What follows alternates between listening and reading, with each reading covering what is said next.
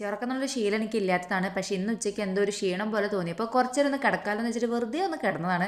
കിടന്നത് മാത്രമേ എനിക്ക് ഓർമ്മയുള്ളൂ. പിന്നെ കുറേ നേരത്തേക്കും സുഖമായിട്ടൊന്ന് ഉറങ്ങി. ഉറക്കമൊക്കെ കഴിഞ്ഞ് എഴുന്നേറ്റപ്പോഴത്തേനും സമയം 5 മണിയായിട്ടുണ്ട്. ഏട്ടൻ ഓഫീസിൽ നിന്ന് വരാനുള്ള സമയമായിട്ടുണ്ടായിരുന്നു. പിന്നെ വേഗം പോയിട്ട് മുഖമൊക്കെ കഴുകി ഒന്ന് ഫ്രഷ് ആയിട്ട് നേരെ അടുക്കളയിലേക്ക് പോയി. ഉച്ചയ്ക്ക് കിടക്കുന്നതിന് മുന്നേ കുറച്ച് ഫ്രൂട്ട്സ് ഒക്കെ എടുത്തിട്ട് നല്ലോണം ഉപ്പുവെള്ളത്തിൽ ഇട്ട് വെച്ചിട്ടുണ്ടായിരുന്നു, അഴുക്കൊക്കെ പോകാൻ വേണ്ടിയിട്ട്. അപ്പോൾ ഏട്ടൻ ഓഫീസിൽ നിന്ന് വരുമ്പോൾ കൊടുക്കാൻ വേണ്ടിയിട്ട് അതൊക്കെ ഒന്ന് കട്ട് ചെയ്ത് വെച്ചു. അതിനുശേഷം രാത്രിയിലേക്കുള്ള ഭക്ഷണമൊക്കെ ഉണ്ടാക്കി. സോയാബീനും പിന്നെ ദേ ഈ ഒരു ഉണ്ടയാണ് ഉണ്ടാക്കിയത്. ഇത് കൊഴുക്കട്ടല്ല, അവലും റവയൊക്കെ വെച്ചിട്ടുണ്ടാക്കിയ എരിവുള്ളൊരു ഉണ്ടയാണ് കേട്ടോ.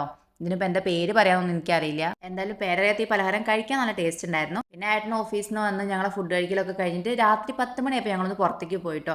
നാളെ എനിക്കൊരു ഫംഗ്ഷൻ ഉണ്ട്. അപ്പോൾ അതിനിടാനുള്ള ഡ്രസ്സ് എടുക്കാൻ വേണ്ടിയിട്ടാണ് പോണത്. എൻ്റെ കാര്യം എപ്പോഴും അങ്ങനെ തന്നെയാണ്. എന്തെങ്കിലും ഒരു ഫംഗ്ഷനൊക്കെ വന്നു കഴിഞ്ഞാൽ അവസാന നിമിഷമായിരിക്കും ഞാൻ അതിലേക്കുള്ള ഓർണമെന്റ്സും ഡ്രസ്സൊക്കെ സെറ്റ് ചെയ്യാൻ വേണ്ടിയിട്ട് കിടന്ന് മണ്ടിപ്പായ. ഒന്നും നേരത്തിനും കാലത്തിനും സെറ്റ് ചെയ്ത് വെക്കില്ല.